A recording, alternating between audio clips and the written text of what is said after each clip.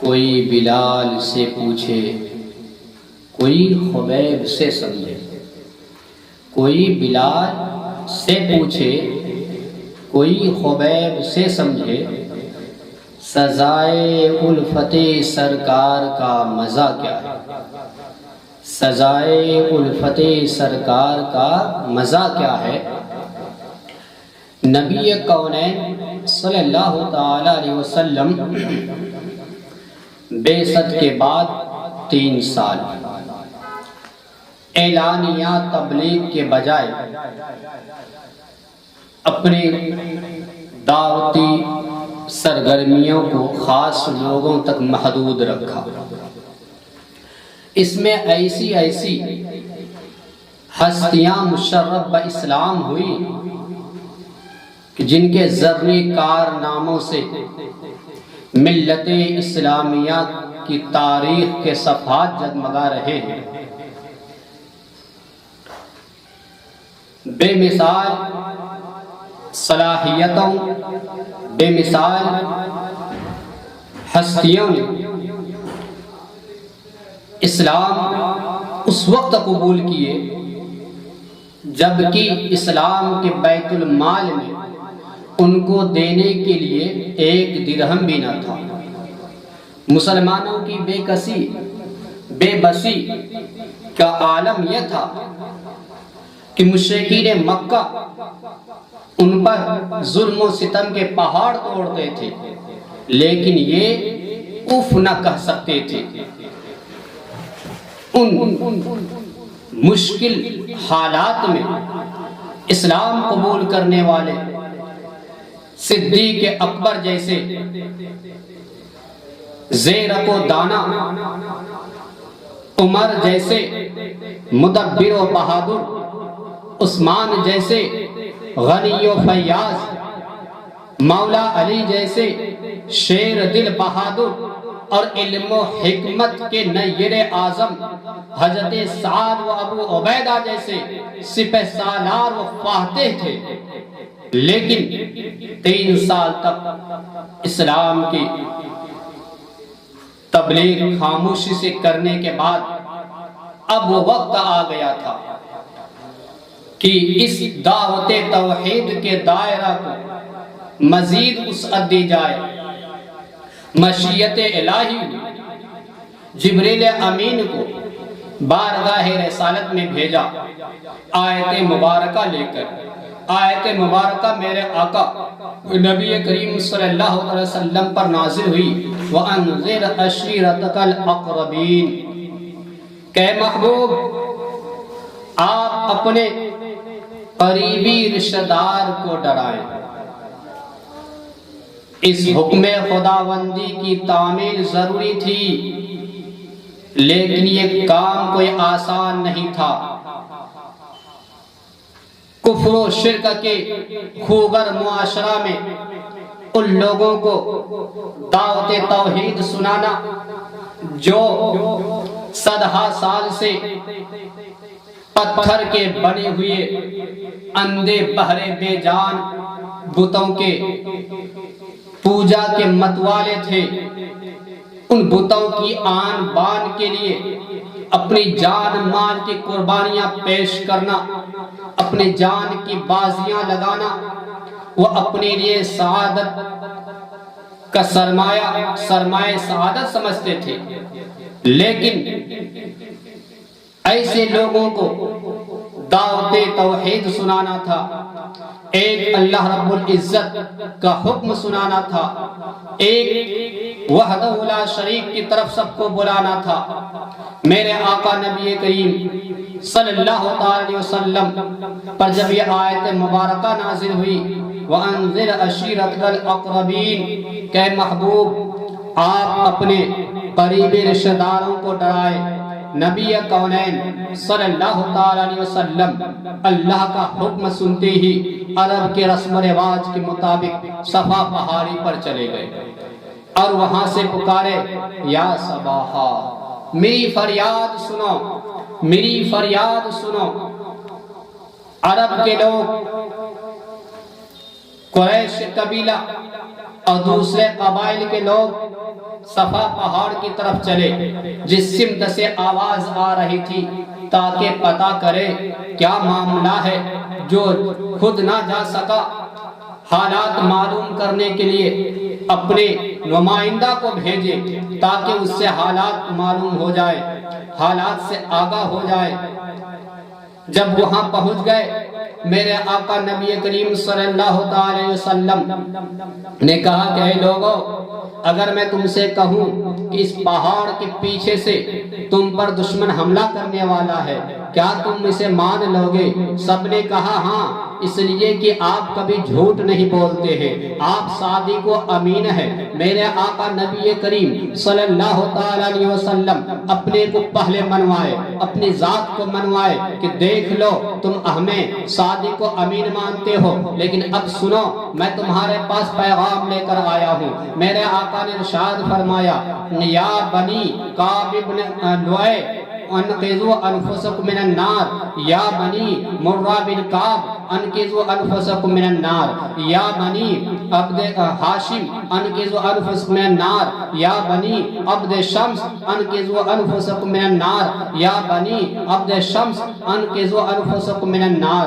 میرے آقا نے ارشاد فرمایا، یا بنی عبد المطلب انقذوا انفسکم من النار، یا فاطمہ انقذی نفسک من النار، یا صفیہ امت محمد انقذی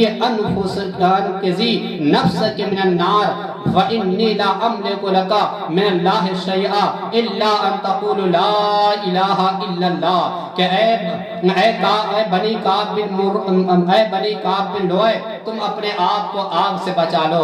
اے بنی مرہ بن کعب، تم اپنے آپ کو آگ سے بچا لو۔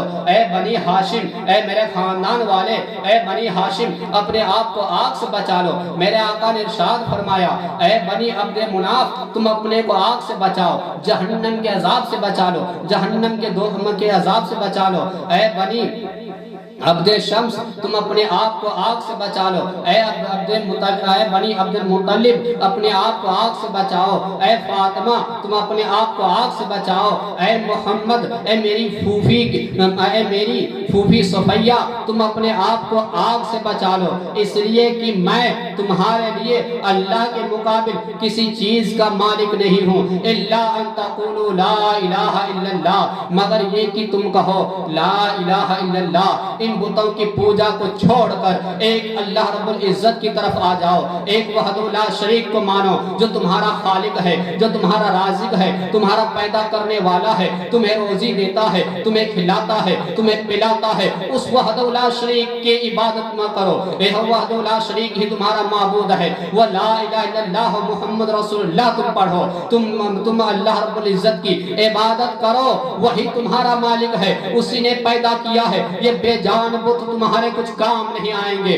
اگر تم آج کلمہ طیبہ نہیں پڑھے، اگر تم اسلام قبول نہیں کیے، اللہ رب العزت کو نہیں مانے، تو تمہیں عذاب میں جلنا پڑے گا۔ تو اپنے آپ کو، اپنے گھر والوں کو، اپنے رشتہ دار کو، اپنے خاندان کو تم آگ سے بچا لو، تم آگ سے بچا لو، اور سب کہو لا الہ الا اللہ، کہ سوائے اللہ رب العزت کے کوئی بھی عبادت کے لائق نہیں ہے، کسی کی بارگاہ میں سر جھکانے کے قابل نہیں ہے، کسی کو معبود ماننے کو کوئی معبود نہیں مانا جا سکتا۔ معبود صرف معبود حقیقی وحدہ لا شریک اللہ رب العزت ہے، تم اسے مان لو۔ سبھی خاموش رہے، لیکن ابو لہب ازلی سقی، وہ بدبخت نبی کریم صلی اللہ علیہ وسلم کی شان میں گستاخیاں کرتے ہوئے کہا، تبا لکا سائر اليوم الہذا جمعتنا،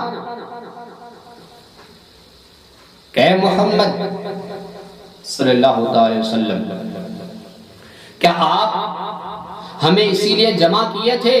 آپ کا سارا دن برباد ہو۔ ورحمت للعالمین، نبی کونین، شفیع المذنبین، انیس الغربین، رحمت للعالمین صلی اللہ علیہ وسلم، اس گستاخانہ لہجے کا کوئی جواب تو نہیں دیا، لیکن اپنے محبوب کی طرف سے اللہ رب العزت نے ایک سورہ مبارکہ ابو لہب کا جواب دیتے ہوئے پوری سورہ تبت یدا کو نازل فرما دیا کہ تبت یدا ابی لہب و تب، کہ ابو لہب کے دونوں ہاتھ برباد ہو اور ہو گئے۔ تو ابو لہب کا جواب رحمت للعالمین نے تو نہیں دیا، لیکن اس کا پروردگار خالق و مالک اللہ رب العزت نے اس کا جواب دیا۔ محترم حضرات، تو یہ وقت بڑا مشکل وقت تھا۔ نبی کریم صلی اللہ علیہ وسلم وہاں سے تشریف لائے، اسلام قبول کرنے والوں میں سے حضرت بلال رضی اللہ تعالیٰ عنہ بھی تھے۔ حضرت بلال رضی اللہ تعالیٰ عنہ جب اسلام قبول کیے، ان کے آقا امیہ بن خلف کو معلوم ہوا کہ میرا دین چھوڑ کر، ان بتوں کو پوجا چھوڑ کر ایک رب العزت وحدہ لا شریک کی بات کرنے لگا ہے، یہ محمد رسول اللہ کا کلمہ پڑھ لیا ہے، اس کے ان کا دیوانہ ہو گیا ہے، ان کا عاشق ہو گیا ہے، ان پہ جان قربان کرنے کے لیے تیار ہے۔ تو اب امیہ کا غصہ سے خون کھولنے لگا اور عزم مصمم کر لیا کہ ان کو اتنی سزائیں دوں گا، اتنی سخت سزائیں دوں گا کہ اپنے دین سے بیزار ہو کر، اس نئے دین سے بیزار ہو کر پھر بتوں کی پوجا کرنے لگے گا۔ لیکن لوگوں قربان جاؤ، جو شراب محبت، جو اسلام کی شراب سے، جو میخانہ توحید کی شراب سے سرشار ہو گیا ہو، وہ کب جا کر اسے قبول کر سکتا ہے،